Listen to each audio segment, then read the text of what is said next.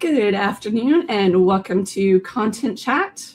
I'm your host, Erika Heald, and today we're doing another in our mini series here on bringing your thought leadership out in 2026. And my guest is Annie Figenshu. Annie, please take a moment to introduce yourself and share a little bit about who you are and what you do. Yes, absolutely. Hello, I'm Annie Figenshu. I own Downstage Media, and I know that it is really hard when you're trying to run your business, when you're trying to get your brand out there, to put out, you take so much time putting out all this content and you don't necessarily know if it's working for you or the best way to make it work or things like that. So I help out business owners so that way they can actually figure out what's working for them without wasting a lot of time. I love that. And I really am excited about what we're talking about today. Because for those of you watching and listening, Annie and I, our paths have crossed at many an event, but we met initially at the CEX events for content entrepreneurs. All right. Something that we all are talking about all the time is like how so many of us who are out there and giving presentations and doing great work with clients, frequently we leave a lot of great content unmined. The stuff that we're talking about and sharing in our presentations doesn't necessarily make it into any other part of our business lives, which is a darn shame. Or sometimes what happens is it winds up in so much stuff. And so sometimes what I'll have to do is talk to clients and say, hey, I know you're so good at this. Everyone's doing great. You're doing great. But what if we double down on this? Like, let's double down on your blog. Or I was talking to someone and she was like, oh, Annie, because when people know that I've written the book, Simple Social Media, then they automatically feel guilty about their social media presence. And so she's like, oh, Annie, I haven't posted in too long on social media. Like, I really need you to help me with my Instagram and blah, blah, blah. And so I said, okay. And I was talking to her about that and how she could kind of incorporated that into some of her email marketing content. So then I met with her, maybe like a week later or 10 days later. And I said to her, hey, how'd that email go that you sent out to your client or to your email list that we talked about? She had made thousands of dollars from that email. Like, people signed up for the thing. And I said, great. When was the last time you made thousands of dollars from an Instagram reel that you spent the same amount of time creating? And she was like, that's never happened. I said, yeah. So let's focus on the email marketing right now, because that's bringing you thousands of dollars. The other, you've limited bandwidth. So we can only do so much. So that's the thing, is that many times thought leaders, they might have all this stuff and it might turn up in all the content, but then all that content doesn't always help them with revenue or doesn't always help them build their business. And a lot of times it's because we're not even making an ask. We're sharing, we're building those relationships, but there's nothing to convert because we didn't have an ask. Yes. Yep, totally. Well, I think that it was really cool to see your content production team framework because, I think that you need to have a process, a workflow, a system for whatever you're doing, because the only way that you can have no more random acts of content and make sure that everything you're doing supports your content strategy is if you are really thoughtful about it. So reading this post, I think it's exactly the kind of thing that people will appreciate. So if you could just give like a high level overview of what this framework is and what makes it different from the way that a lot of us might be approaching or what we're doing with our thought leadership. Yeah. So the content production team framework is meant to get the most out of the fewest amount of people. And so basically, I've been working with a lot of keynote speakers or thought leaders or content, like the people who are sort of the face of the brand. And I have been working one-on-one for a while, but then for the past few years, I've been working one-on-two because there's also this other person who's sort of like, I know this is a gendered term and I shouldn't use it, but it's like their right-hand man, right? So the person who actually creates the content and pushes it out and publishes it out. So there's that person, but then there's the actual subject matter expert, and then there's me, right? So with this framework, what you do is you only work with people's strengths that they need. So for example, the person who is the subject matter expert, she doesn't necessarily need to know that a subject line is more likely to be open if it has 8 words or less, right? She doesn't need to know that. She just needs to know that, okay, yeah, I get it, high level version. We're going to send out email marketing campaigns, and this is what it's going to do, and this is how it's going to help me book more gigs, and this is how it's all going to work together. Cool. So we need to make sure that the subject matter expert is knowledgeable on what she needs to know, but only what she needs to know, so that way she can go out and do the other stuff. And then meanwhile, you don't need to have that. I kind of think of them like a stage manager. Erika, did you ever do theater? No, but I did get an A in drama class in high school. Brava. So in theater, that person who's sort of the right-hand man for the director, like that person does everything, and that is the stage manager. So especially like in a Broadway show. Oh, and if you don't know, if you've never, so I was an improv comic for like 15 years. I was a professional actress for a very long time. So a lot of what I default to is like the theater world, because it just makes sense to me. Like you'll never hear me use a sports metaphor. Anyway, so I know that in theater, the stage manager is the person who maintains the director's vision, right? So after a show opens, the director will go away. Like Tommy Kail doesn't go to Hamilton every single show, 8 shows a week, but the stage manager will make sure that exactly the same way that Tommy Kail set it up the first time is how it is every single time. So here's how that works with your content production team. So you have that person, she knows all of the bits and pieces. She knows exactly the best practices for content marketing. So that way the posts that she's going to put out, whether it's an email or a blog or a LinkedIn post or something, that they sort of understand the best way of doing that. But the subject matter expert doesn't need to know all that little stuff, all those little things. The subject matter expert just needs to know that it's going out. So the stage manager doesn't need to be in all the high level meetings. She just needs to be in the ones where we really go into what are the best practices now. So that's the idea with the content production team, is that you've got someone who understands the nitty gritty and then also understands the strategic. That's oftentimes where I come in, because I'll help with both ends of that.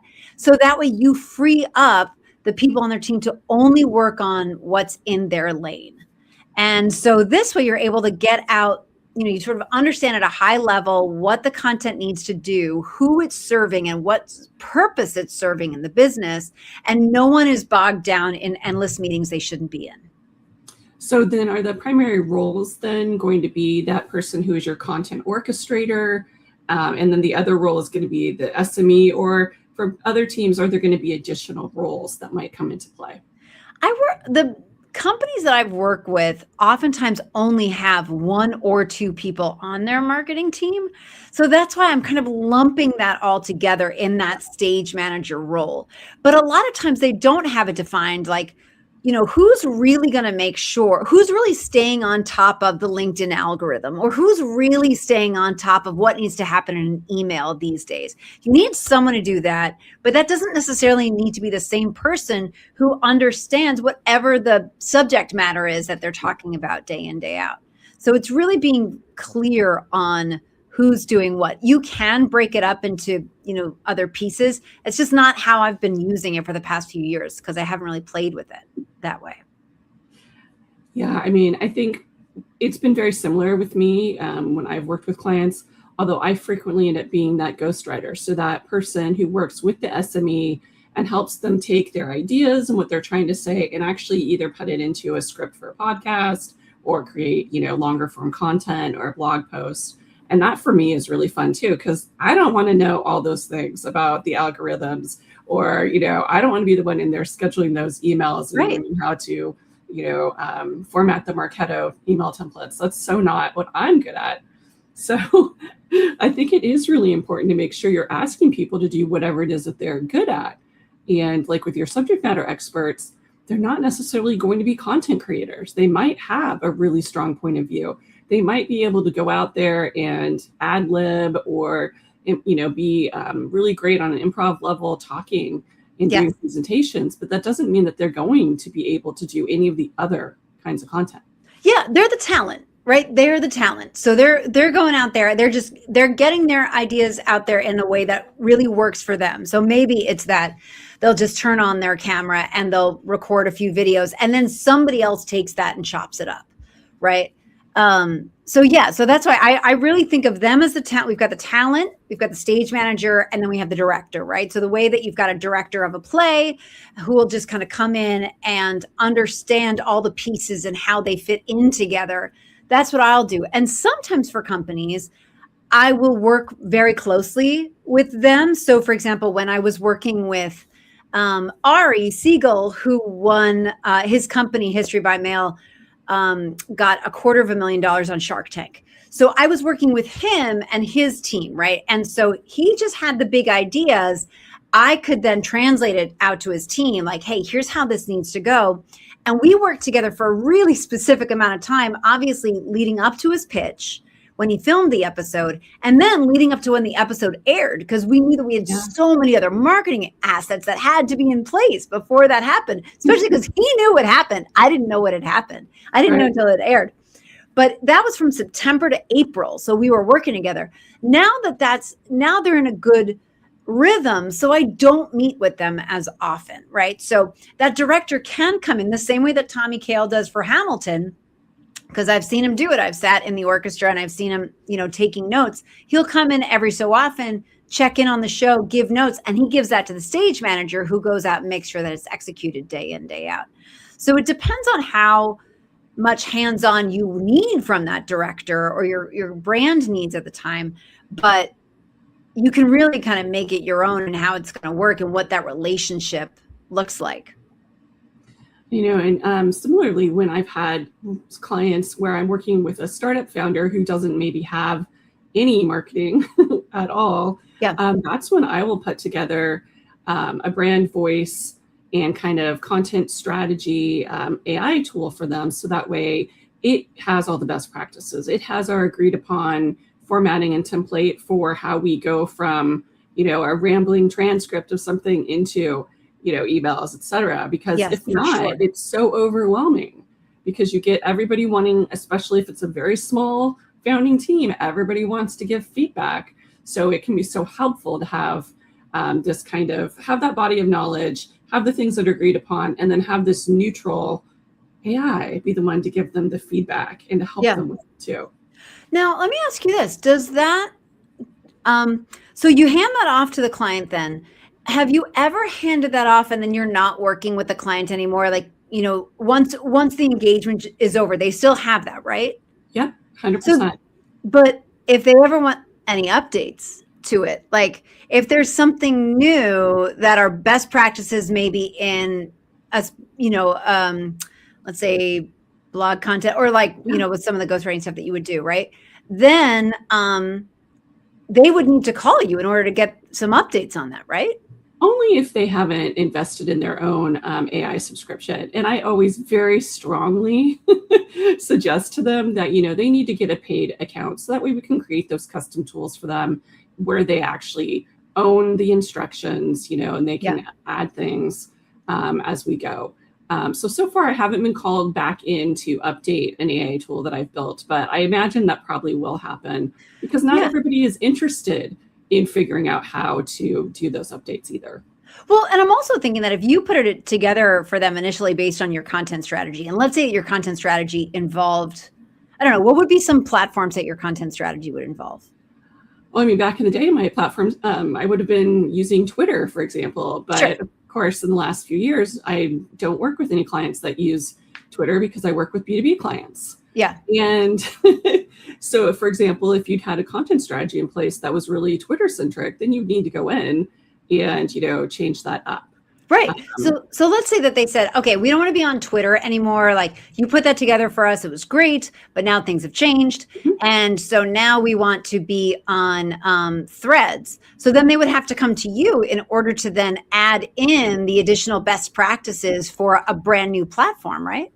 Yep. Unless, of course, I've hired somebody to replace me, because that's actually one of the fun things I would do when I would get to do fractional roles. Is I would set things up, get all the templates and processes and workflows in place, hire somebody, train them, and then that's it. They have an employee. Because I really love it when I get to replace myself, because my favorite part is setting up all the systems and doing the strategy and figuring out how to keep things going. I'm not really big on maintenance mode, which is why I work for myself and for clients versus in-house, because I learned that over the years. Right. Yeah, that makes a lot of sense. I think that's something that like brands are kind of finding more and more, is that like, oh, okay, yeah, we could just have somebody come in for a little bit, help us tweak and get this where it needs to be to get it to this point, and then they can go and we can run with it for a while, and then like just every so often, like 90 days or something like that, just swoop in. Ooh, looks like we got a little bit off course here. Let's get it back in.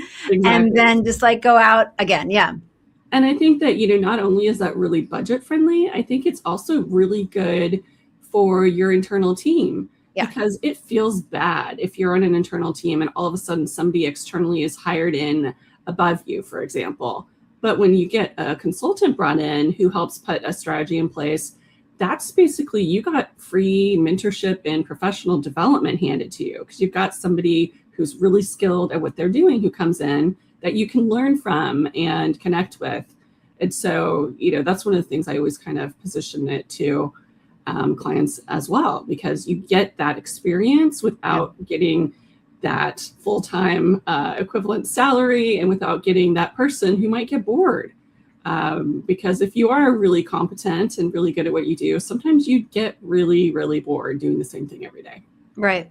Well, and I've also found that it's that clients really appreciate it, because I'm always trying to empower their team. So in this case, like that stage manager role, right? Like I want to make sure that they're not that they're able to do it, but I want to put enough guardrails in place to say, hey, you don't need to do all these things. We're only going to do this, and this really well, right? So we're only going to do these few things really well, and then I'm going to go off, but you're going to be fine, because you're not being asked to do all of these things, right? You're not being asked to do more than necessary.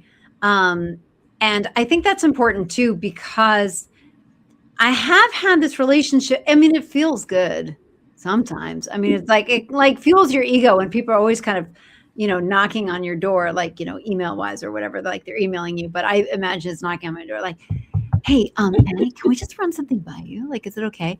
And I'll be like, yes, of course. And it feels good, but I know that that's not what they need. Like genuinely, they need to be able to go off and go on their own. So they can knock on my door for like a little bit if we're working together for, 6 months or something like that. But afterwards, I want to make sure that they're able to go off on their own and just sort of understand what the philosophies and principles are, so that way they can keep it going. 100%. Now, I know that for myself and for a lot of folks that I work with who are really good thought leaders, I think the hardest thing, other than selling, because that feels icky frequently, is just figuring out like what, how do you work in that conversion point in a way that it feels natural and that it actually works without giving yourself the ick. Because I feel like when you see yourself as being really helpful and you're trying to share these ideas that you feel really strongly about, there's something about the, figuring out how then to convert it into something that's measurable so you can see that it is actually growing your business. That can just feel kind of overwhelming. Yeah, for sure. I think that, first of all, I think you've just got to remember that consistency is what helps with conversion, right? So I find that when you are, people start to feel really icky about you if you only are reaching out to them when you want something, right? So if you get in a great cadence of putting out content, then that's really helpful, because then people know, yeah, that's just what you do. It's not that right now you need money because you're making some investment in your business or something like that, right? So I think that's really important too. And then just using a lot of different opportunities. So for example, like on a blog post, that this is what we do, right? That it's that much like how when you're reading the New York Times and you're reading an article and there's going to be an ad in the middle of the article, there's going to be an ad in the middle of my blog post. It's not going to be for another company. It's going to be for something that I offer, but I'm going to put that in there. I'm going to put something in the footer.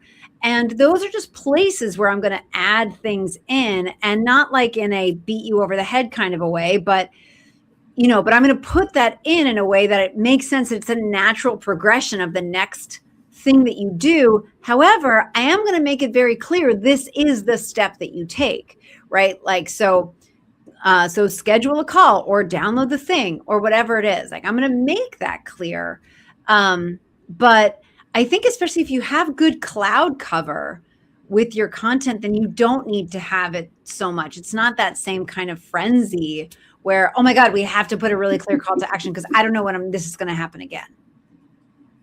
I don't know. Oh gosh, I've definitely been in some of those meetings where, where there is, let's say, oh my gosh, all of a sudden we have to do, they're trying to decide if they're going to launch something new, some new functionality. And so they want to stand up one of those landing pages and, oh my gosh, but we need enough people to look at it for it to be meaningful. And then all of a sudden, it's all about push, push, push. And how many times can we reach out to our email list? And it's like, no, that's just not the right conversation. Right. Well, I mean, I do think though, there is an opportunity, but of like, well, how many times should we reach out? But I think it's looking at it in a different way.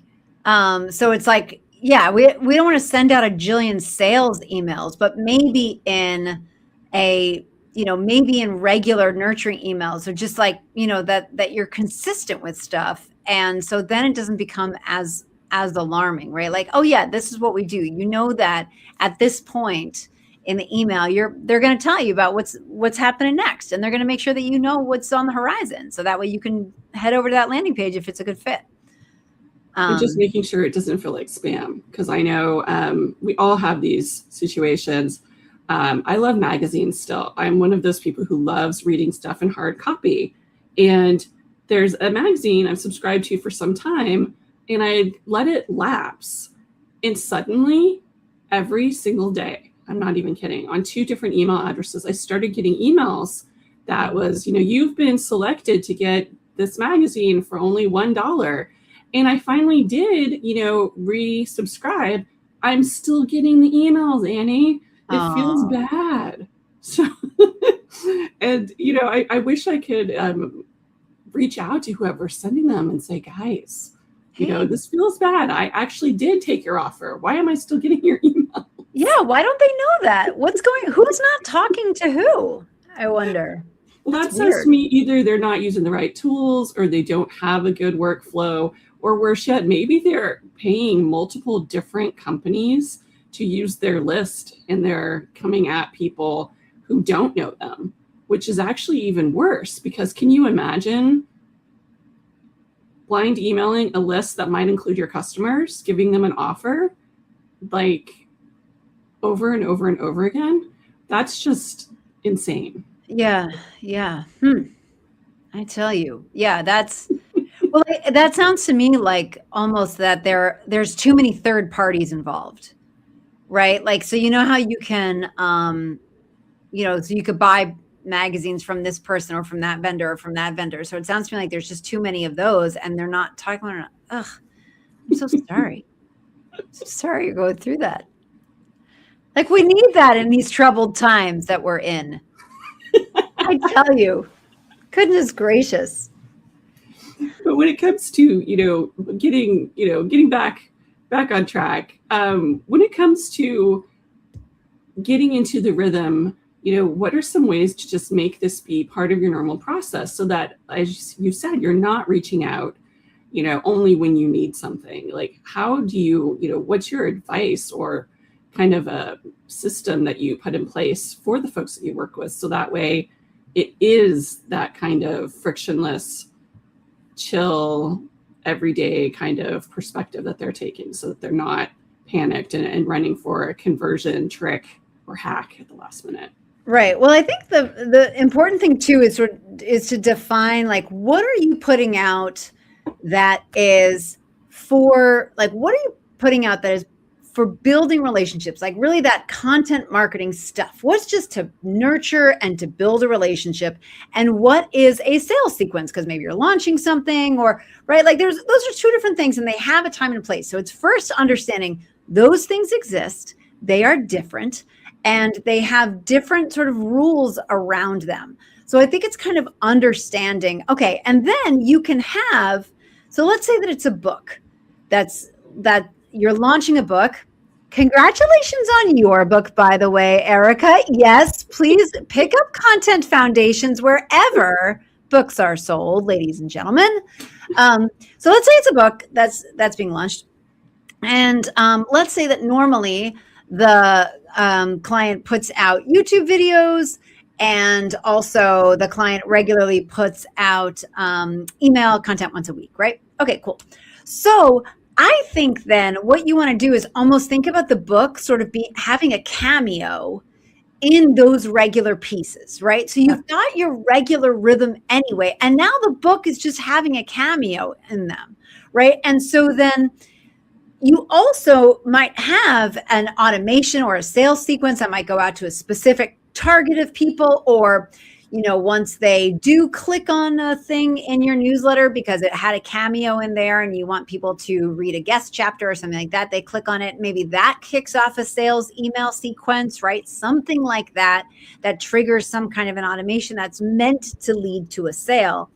But I think it's just thinking of the thing that you're selling having a cameo in the content and not making it seem forced, right? So we've seen those cameos where it's like I remember maybe it was 2002.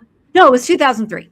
I was watching the Oscars, and and it just seemed really weird, the tone of the Oscars that year, that they had two guys who were doing a comedy, they had a comedy movie that was about to come out. And so they were presenting an award, and it really felt like, oh, this is shilling. Like, this doesn't fit into here. Like, this cameo doesn't really fit the event. Like, I know it's a whole event about movies and they're talking about a new movie, but the tone of that Oscars award show was very regal. There were a lot of really intense, like, it was the year Mystic River was out, and like a lot of like intense films.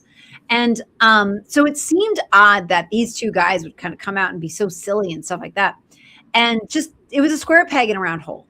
So that's what I think you want to just sort of look at is, and I think a big part of this too is to figure out whether or not it all fits together, and whether it's that square peg in a round hole, is give yourself time, give yourself a day or two, ideally give yourself a weekend, and look at it fresh on Monday or Tuesday morning after you've had the weekend, because you'll be able to smell it. You can tell, like, oh yeah, this doesn't fit. Like, we're definitely shoehorning this in. To use another like performing arts metaphor, so Stephen Sondheim talks about rhyme quite a bit. Well, I guess he talked about it. And so he would say that when you had a rhyme that wasn't a perfect rhyme, then you became more aware of the person writing the music and writing that lyric than the character that's singing it and the moment that's happening on stage, right? Because your ears were like, what? That's weird. Like, how come the writer didn't have that? Why is that rhyme like not a clear rhyme? Like, that's weird. And so then all of a sudden you're thinking about the writer.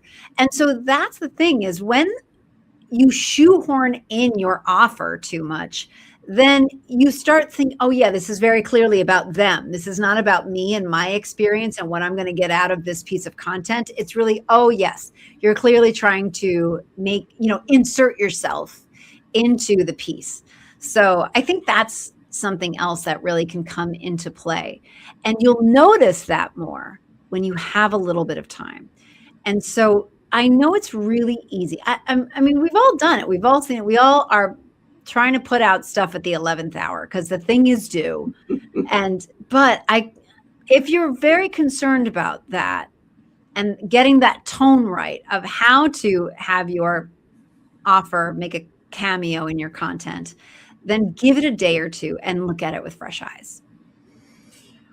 I have to tell you, I had a complete flashback while you were talking into high school theater when you got an A. No, but I got an A because I was able to cry. I did a scene from on Golden Pond, and I was able to cry. And so my teacher loved me. And then he was mad because I wouldn't try out for a drama because I'm not really a group activity person. Okay. It's just how it is. No, this made me think of a client who had a head of product who was just adamant that every piece of content on the blog, which was a very useful, helpful blog, a lot of the content ranked, people loved it, people shared it. But that person woke up one day and demanded that there be a banner pushing to book a demo in the middle of every single one of those posts. And over time, the content stopped being shared because, to your point, people stopped feeling like it was useful content, or even if they found it to be useful, it was distasteful because, first of all, the book a demo was already at the top right of the website. That's what I was wondering. Yeah. Right? Isn't it already there? Yeah. And then getting a little pop-up that kind of moved with you. And then in the middle, and like to just be pushed so hard, it became really icky. So even if they found the content to be useful for themselves, there was a 0% chance that they were going to share it with anyone. So let me ask you this then. When you were working with that client then, and the head of product was making a choice that you know may not necessarily work well, because you've seen this happen time and time again. How do you deal with that then? Like, do you say, great, let's just see what the data says. We're going to do. Yeah, we'll do it. Let's see what happens in 60 days, 90 days. Like, how did you handle that? Pretty much, very similar to that. At first you push back, like, look, you guys you've hired me in order to make this work, and our content is working. You're ranking for a bunch of stuff. You're getting shares on this content. This content's working. I think you're going to turn people off, and you're going to stop having as much engagement. You're not going to get the shares. But if you absolutely want to try this, let's try it for a few weeks and see what happens. Yeah. And, it was funny because that did happen, and they just didn't want to let it go. They really felt so strongly that if content did not have a conversion call to action, that it was not worthwhile, even though from my experience, having things that are interlinked and that you help the person go deeper on a topic and you provide even more helpfulness, that to me is how you get a quality conversion. Pushing demos to people who are coming to your site, you're not going to. I will tell you that this company has pivoted several times and is no longer doing what they were doing when I was helping them. And I'm not surprised. Is there a world though where you would have been okay with that? Like, is there maybe, for example, putting it on pages that it doesn't rank as much, or only, or if it, you know what I mean? Like, what would be the version that you would really? Things that are further down the funnel, stuff that is for, somebody who is really digging in, who is at that like decision point. But when it's that very early on, people just trying to really kind of understand an area. And in this case, it was stuff all around effective meeting planning. So, when it's at the highest level, it doesn't feel right. When you start getting down into talking about the technology and things like that on those posts, 100%, it makes sense. Right. But when it's about how to throw a really great baby shower, no. Right. So I think that the soft call to action at the bottom of, hey, looking for a place to host your baby shower, but it's targeted and relevant. Having a one size fits all mass insertion that is very generic feels wrong to me always. Right. And so then what was the hierarchy with that company then, where like Because was there anyone else where it was like, okay, yes, well, who else was in the room to affect that? Well, in this situation, the CTO was also kind of the head of product. Okay. So, and I worked primarily with the founder and CEO. Mm-hmm. And the founder and CEO was a believer in marketing and the CTO was not. So I think that was a fundamental and kind of situation that now I do a much better job of probing for, because if you come into an organization and you're trying to put together an effective content strategy based on thought leadership, based on, being outrageously useful, and you're working with somebody who thinks marketing is a bunch of hooey, and that it's just all about sales and that your technology is so great it can sell itself, I think you're going to have a tough time being able to execute on content that will convert, because you're not going to give it enough space. Right. Wow. Yeah. I mean, I feel like so I've been working in a lot of like culture companies, leadership and development companies, right? So they'll oftentimes have a keynote speaker as the like face of the brand. Yeah. And then they have this other, like not this other, but they have the company behind them, right? And so, so I feel like though, even in that world, it's not quite like they definitely, they understand the long game of it, right? Because that's so much of the work that they're doing, and they understand some of those like softer skills because that's part of the work that they're doing. But it is kind of tricky to figure out like who are the real necessary voices in the room on this meeting. I think that is something that 100% is really important, and something that the content production team helps to solve for people. Is like, okay, yeah, I'm happy to meet with whoever you need to meet with on your team. I just don't know that we all need to meet at the same time. So like, let's really figure out who needs to be in the room and who can just get like the summary later on, just to get the gist of it. The racy model, who's responsible, who's actually going to get it done. Erika, I feel like you know so much more about real business. I'm just coming in here like, I just worked in highly regulated industries, Annie. Oh, that's true. That's true. I worked places where you were not allowed to get any budget for anything unless you walked into the room with a PowerPoint deck and a business case. Got it. Noted. Yes. I just, that's why I'm funny. I'm working with like, I'll start with their messaging, and then, then we'll go into some of this other, more like, okay, how do we get your content to do what you want it to do? So that way you get booked for more keynotes, and then your keynotes help people hire your company for whatever it is that they're doing next, like for their big meeting or for their leadership development or whatever it is. So once you've got that kind of like, you've got the buy-in, you've got people who are willing to do it, understand that it is going to take some time, just like building up their profile as a speaker, as a thought leader. Yeah. Where should they get started to actually, be taking the next step, so that they go from just pushing out lots of content to pushing out the right content that actually can help the business and that has those real measurable outputs. Yeah. I mean, I usually then start with what's working, right? What do you, and what feels like work? Because maybe that it's possible that what feels like work is what's working, right? So bummer, but you got to do it, right? Like you got to eat your vegetables, and we all have to floss. Like all these things happen. But I definitely take a look at how did people find out about you? How did they book it? What happens afterwards? You've got your QR code and they fill out the survey, and then what happens next, right? How does all that work? And is that going the way that we want it to go? So I take a look at that kind of stuff at first to just sort of understand like, okay.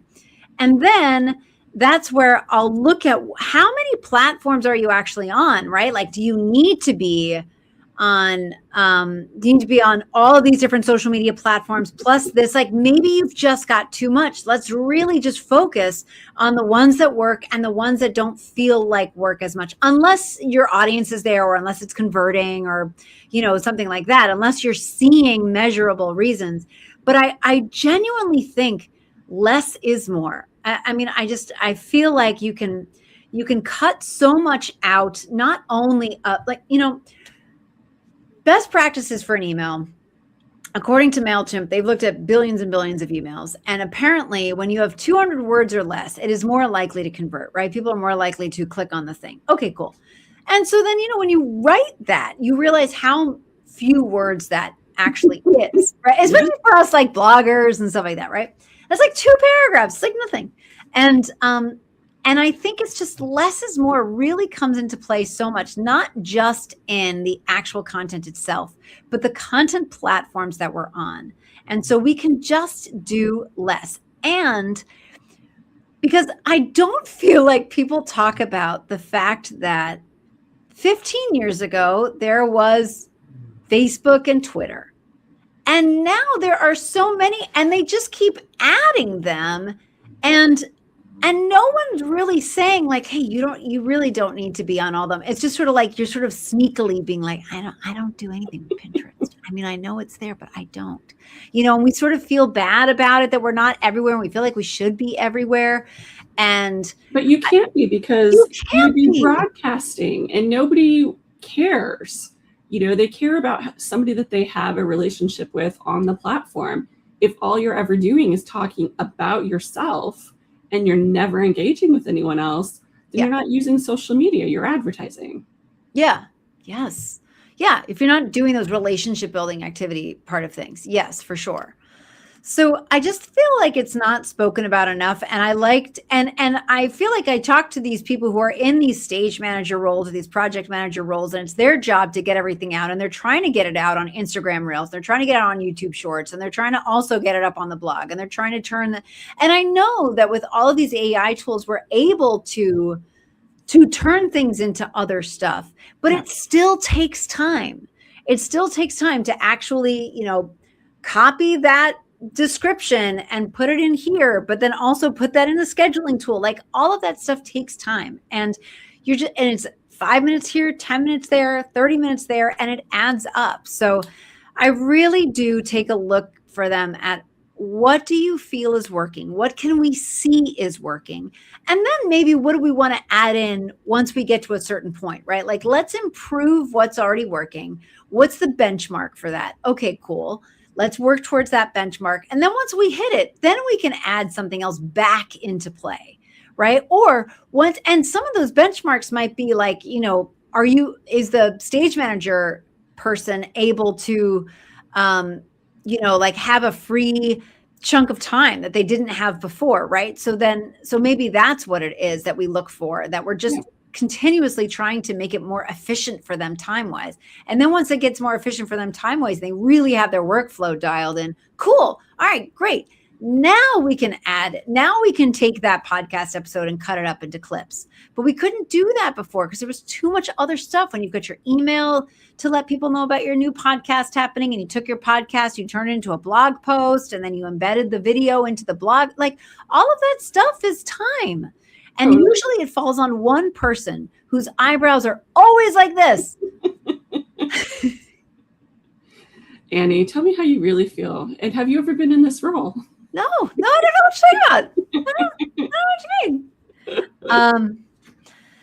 And, you know, I think a lot of times people use the excuse of, well, but we don't really know. You know, our Google Analytics says unknown or direct. And we all know direct means they are using Safari on a Mac, all right? They're using their phone or they're using an actual Mac desktop, and you're not getting that data because they've checked, keep my data private.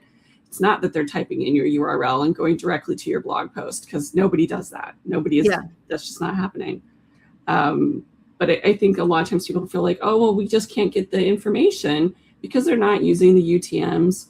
But even in those cases, that's when I tell folks, but we can use a tool like SparkToro where we can actually query it and ask it, you know, where else the people that visit your website are going, or where else are people who are interested in whatever it is that you do, where are they hanging out online? Yeah. Because I'll tell you, there's always a huge difference when I look at data like that. There's always a huge difference from that and what people think is working, where they think their traffic is coming from. You know, a good example would be, I worked with a startup that wanted to spend lots of time doing live streams and things on X, and you know, wanted to spend time on YouTube. And you want to know where all the traffic from their website was coming from? LinkedIn. And by all of the traffic to their website, I mean, they got traffic from search, but over a third of all of the traffic to the website came from LinkedIn. Yeah. X sent maybe 2 people a month. Exactly. That's what I'm talking about. It's looking at that kind of stuff and saying, yeah, what's bringing people here? And, you know, folks can fall in the trap of, oh, well, but, you know, this person in our company is always on, you know, this channel. Or, oh, we read this article, you know, that Reddit is the best place to be. And it's like, Reddit is a great place to be. But if you go there and try to market to people on Reddit, unless you're doing paid marketing on Reddit, you're going to be really unhappy with what's going to happen to you. Yeah, well, they're going to know. They're going to know that you're just coming in here like the Steve Buscemi meme. And, you know, just like with your skateboard, they'll be like, we know your deal. We know your deal. Yeah, totally. How long do you think it takes to have some of that like sea change, right? So if you're looking at like when you start creating blog content, for example, that you're working on, how long do you feel it oftentimes takes to see that? And how can you help your clients stay patient with it? You know, I always hate to say it depends, because I feel like marketers, we always say that. But so what are the factors that you look at? Yeah, it really depends on, do they have an engaged email list? Because that's going to be one of the first ways that you're going to be able to easily distribute that content. Secondly, looking at how active their leadership team is and that subject matter expert on social media channels. Yeah. Because, you know, a lot of times companies are like, oh, we have an employee engagement program and we get all of our employees to share content. And it's like, well, that's nice. If your employees all have networks within your industry and talk to your ideal customers, then that's amazing. And if not, you're just putting a bunch of noise out there and kind of, it's not necessarily going to be helpful. Right. So I really think, though, it really comes down to that subject matter expert. Do they really want to be that subject matter expert? Do they want to actually be a thought leader? Do they want to engage with people who have the opposite point of view? Will they engage with people who don't agree with them? Because if they answer no to any of those questions, you know, you might have some content that's pretty good, but it's not going to be thought leadership, because it's not going to have that person who's willing to stand behind it and to have conversation about it. And then that's what gets so tricky, because you want to have a face to go with the brand. So it's almost like you want to say, okay, fine, then let's go a couple of tiers down. Let's use that person as more of a mentor role, and then have, hey, here's the young upstart who's got no problem doing all that kind of thing and engaging and stuff like that. Like, sure, let's get that person up. Because you can do that. You can have the CEO be giving those industry keynotes and have that product manager be the one writing those blog posts or filming those videos. Yes. It's going to feel more authentic. Yes, for sure. For sure. Yeah. I mean, nobody wants to look like nobody wants to watch a video where it looks like someone's in a hostage video. I mean, like just or where their eyes are going like this and you can see that they're reading a teleprompter. Yeah, that's tricky too. I tell you. That always makes me sad. That's the kinds of videos that I look at and I say, you shouldn't have published that. Who said that we should publish that? Yes. Well, I think overall there is I don't know. I feel like there's a showmanship that can be brought to things that is easier than most people realize.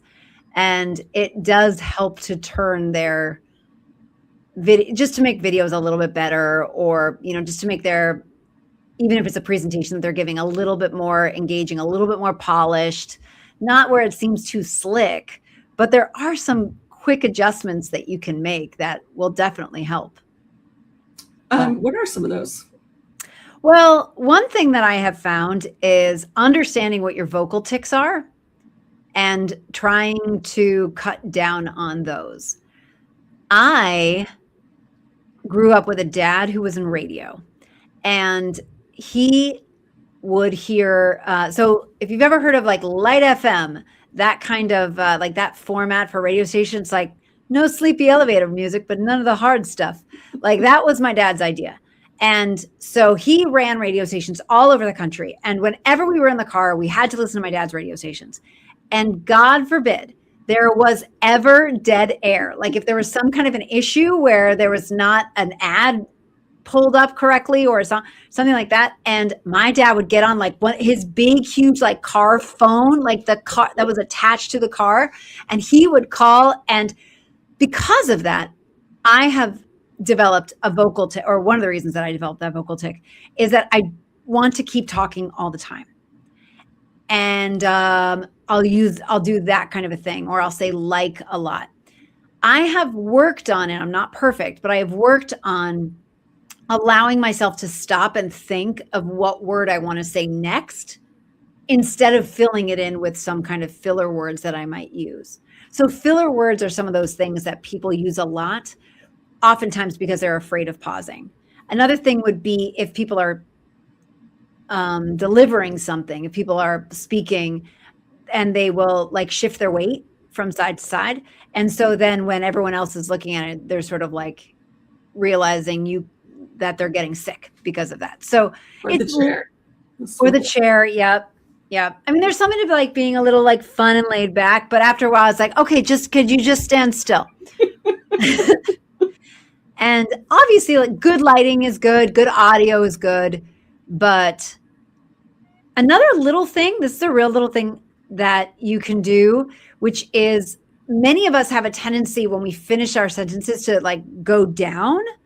And I don't necessarily mean the opposite of that is the Valley Girl upspeak that many people are oftentimes chided for, but there is something kind of in the middle. So just trying not to, like when you're done with whatever you're saying, like just kind of letting things go down, right? But instead, just keeping the energy up. That's the idea there. So those are little things that are pretty easy tweaks, especially if you're doing it a lot. I wouldn't say this to get someone in their head all the time. I don't want them to be freaked out. But if they're saying to me, I'm going to start putting out videos every 2 weeks, then that might be some of the points that I bring up to them. And what's so cool is you can use a tool like Descript and have it highlight for you all the filler words in a video. And I'm not saying you should. I start sentences with and a lot. You shouldn't necessarily delete all of those filler words. But to me, that's such a good way if you don't have that person in your life, like for you, your dad, or for me, it was Faye Rose, who was my boss at San Diego State Communications Department. Shout out to Faye. She stopped me. I used to bounce my foot. Okay. Excess energy, and I used to say like. She fixed that for me because she told me every single time. She was my Descript. She told me every single time. Right, right. So yes. There's definitely tools that can help you with that, but there's nothing like just getting a little bit of feedback here and there. It will get you in your head for a while, for a real long time. I also worked on using non-gendered language because I have 2 daughters, and I was often saying to them, hey guys, what do you say that we blah, blah, blah? And I thought, this doesn't make any sense. And so then I just started looking for other words that made more sense to the audience that I was speaking to, even if it was solely my 2 children. I love that. So Annie, if folks would like more of you, where is the best channel to find you in your finest moments? Ooh, in my finest moments? Erika, I love this question. I am often found on LinkedIn. That's where you can find me, where I am kind of off the cuff a lot of times. I love your videos on LinkedIn. They're so fun. Thank you. And I am also blogging regularly at downstage.media/blog. And you can subscribe to the blog so that way you don't have to type it in, because Erika told us nobody does that. So you don't have to type it in. You don't have to type in downstage.media/blog. No. Instead, you could subscribe to my blog on there. And whenever there's a new post out, I'll make sure that you get it. Love it. Well, Annie, it's been a pleasure chatting with you. And everybody out there, I hope that this has given you some ideas on how to take what you're doing a little bit further and not to be afraid to do a little bit of priming for that conversion. And we'll be back next week for another edition of Content Chat. Bye, everybody. Bye-bye. Thank you.